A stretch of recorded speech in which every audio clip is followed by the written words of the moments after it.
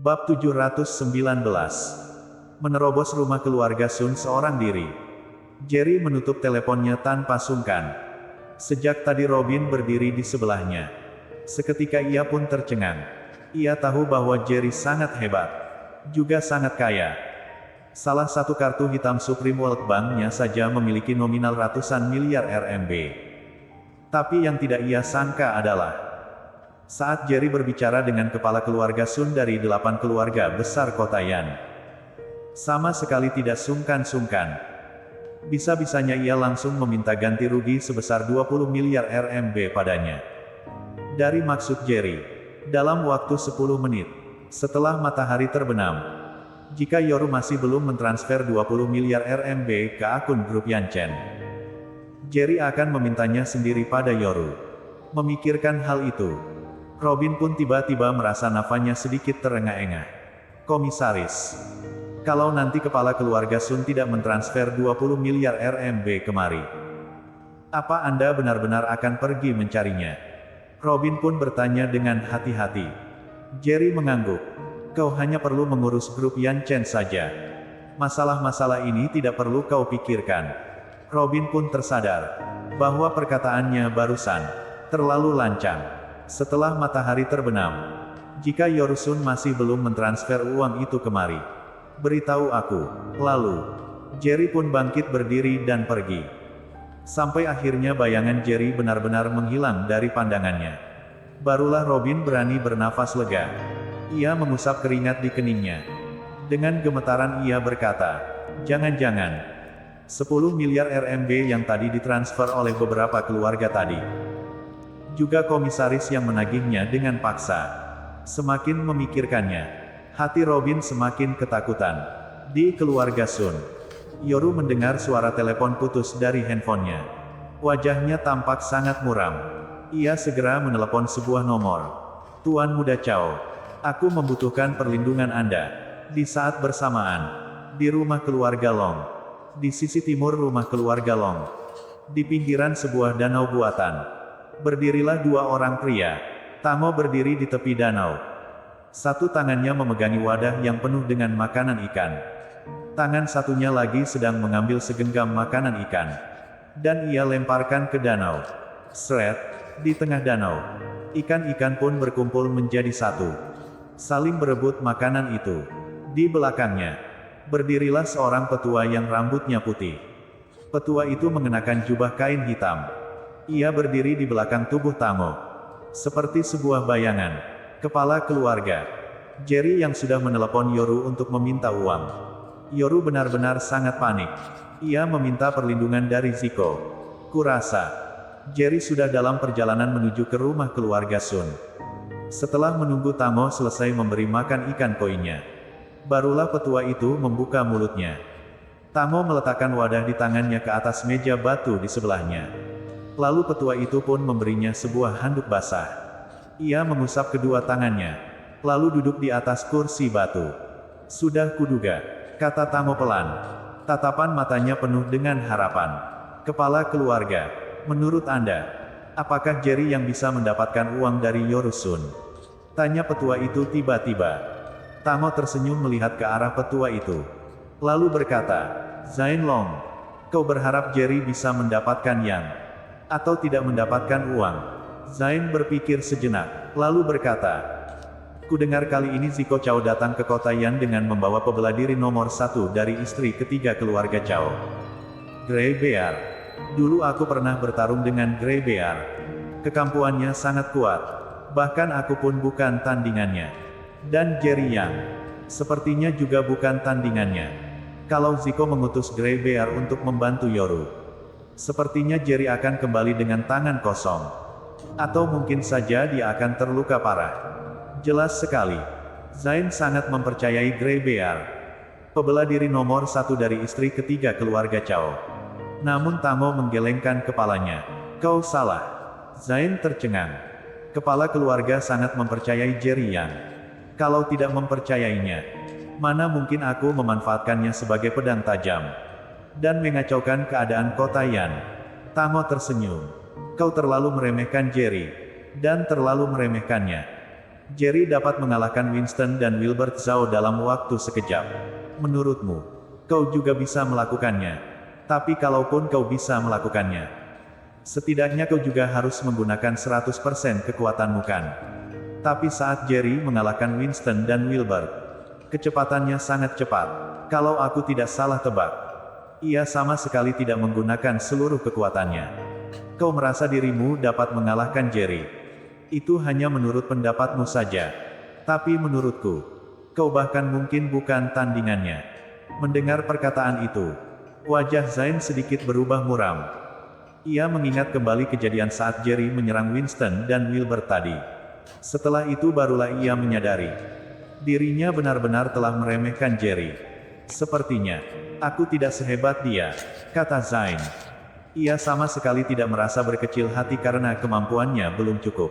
Mungkin, Jerry dapat memberi kita sedikit kejutan. Tango menatap ke arah kejauhan. Kalau kemungkinan Jerry menang begitu besar, jika kita ikut keluar, kemungkinan kemenangannya akan semakin besar. Apa kita perlu keluar? Tanya Zain lagi. Tango menggelengkan kepalanya. Sekarang belum waktunya kita keluar. Kita hanya perlu mengamati perubahan yang terjadi dengan diam. Lalu, Tango menyipitkan kedua matanya. Beri perintah. Suruh 12 Jenderal Sekte Long untuk kembali segera. Baik, jawab Zain. Di saat bersamaan, di rumah keluarga Sun, sebuah Rolls-Royce panjang hitam berhenti perlahan-lahan. Yoru yang sedari tadi menunggu di pintu rumah keluarga Sun langsung maju ke depan. Lalu, sesosok pemuda turun dari mobil tersebut. Tuan Muda Chen, akhirnya Anda datang juga. Yoru segera maju ke depan. Sambil membungkuk dia berkata, Tuan Muda Chao bisa datang kemari. Adalah sebuah kehormatan bagi keluarga Sun kami. Silakan masuk. Orang yang datang, tak lain dan tak bukan, adalah pewaris istri ketiga keluarga Chao, Ziko Chao. Ziko berumur sekitar 30 tahunan. Sekujur tubuhnya penuh dengan barang-barang mewah. Jam tangan Rolex di tangannya saja merupakan jam tangan koleksi terbatas yang harganya puluhan juta RMB. Di wajahnya yang muda itu, penuh dengan kesombongan. Seorang pemuda saja tidak bisa kau bereskan. Benar-benar sampah. Ziko menatap Yoru dengan dingin. Ia sama sekali tidak menutupi rasa jijiknya terhadap Yoru. Yoru mengangguk dan berkata, benar yang dikatakan oleh Tuan Muda Chao. Seluruh keluarga Sun kami semua adalah sampah.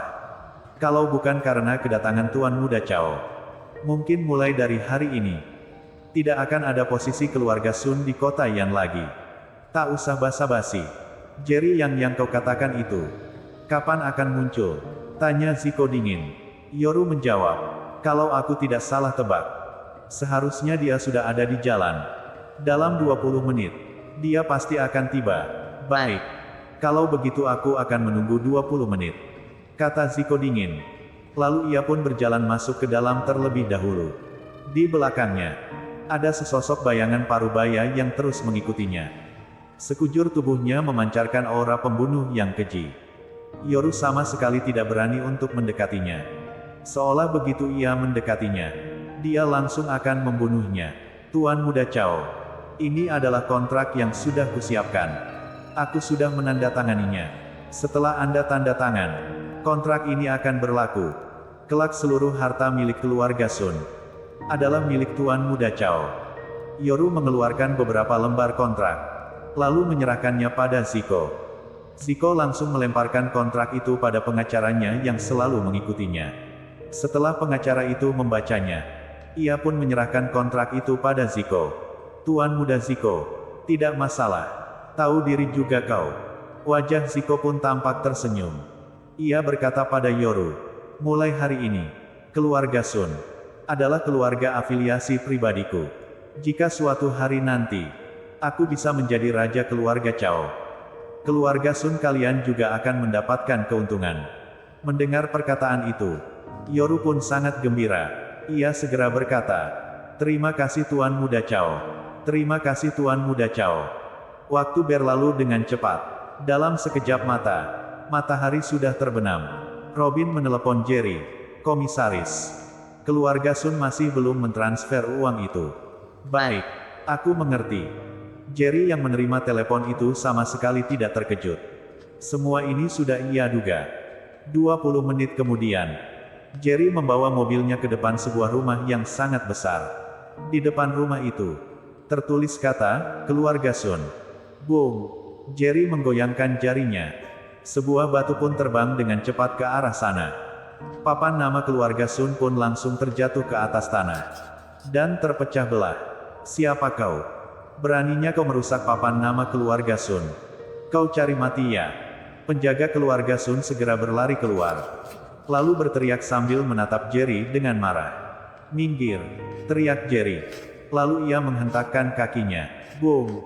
Dalam keterkejutan beberapa penjaga keluarga Sun, lantai yang tadi diinjak oleh Jerry pun merosot ke dalam. Lantai itu terbuat dari marmer alami. Dan lantai itu telah hancur karena injakan Jerry. Bahkan sampai masuk ke dalam. Kekuatan yang seperti itu sepertinya bisa menendang seekor singa jantan sampai matikan. "Keluarga Sun sedang ada tamu penting. Kau tidak boleh masuk." Ada beberapa penjaga keluarga Sun yang berlari kemari. Dan langsung mengerumuni Jerry. Sang kepala penjaga berkata demikian. Kepala keluarganya tadi telah memberi mereka perintah.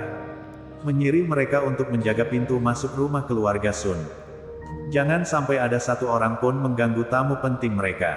Saat ini, Jerry datang kemari seorang diri. Tentu saja mereka tidak akan membiarkannya masuk ke dalam. Jerry menyipitkan kedua matanya. Tidak tahu diri. Baru saja selesai bicara, Jerry langsung menghilang dari tempat dia berdiri. Boom, boom, boom. Para penjaga keluarga Sun itu masih belum menyadari apa yang terjadi. Namun mereka pun merasa bahwa dirinya telah terpental ke belakang. Sedangkan Jerry, ia sama sekali tidak melihat mereka. Dan langsung berjalan masuk ke dalam rumah keluarga Sun. Ada musuh menyerang. Ada musuh menyerang. Seketika, terdengar suara alarm yang memenuhi rumah keluarga Sun yang besar itu. Para penjaga yang mengenakan seragam keluarga Sun pun berlari kemari dari segala arah. Dan menghadang Jerry. Bersambung.